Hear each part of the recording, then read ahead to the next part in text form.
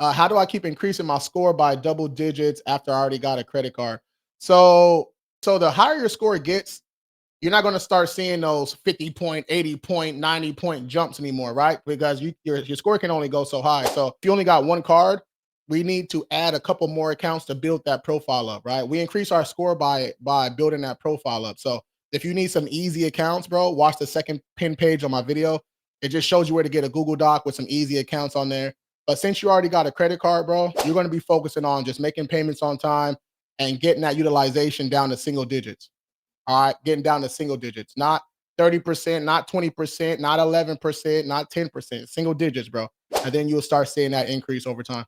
That's a good question. Let's go. How much should you spend in a credit score? So you got a card for 3,000. So you never want more than like $290 to ever report, right? So, all right. So there's two important dates. All right. We got our payment date. That's when our payment is due, our minimum payment or whichever payment you set up.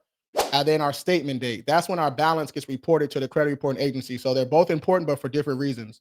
All right. So that's what we got to figure out first.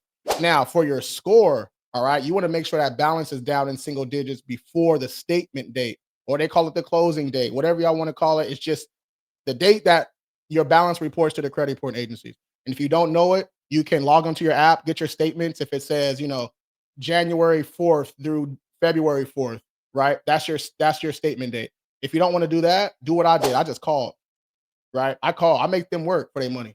You know what I'm saying? Y'all charging me interest and shit. It took me a long time to get these good cards. I'm gonna make y'all work. Hey, when my statement day, bro? You got any tips and pointers on me, Bubba? Like, I be talking to them for real. Okay, so that's what you want to do. Find out that payment date, find out that statement date.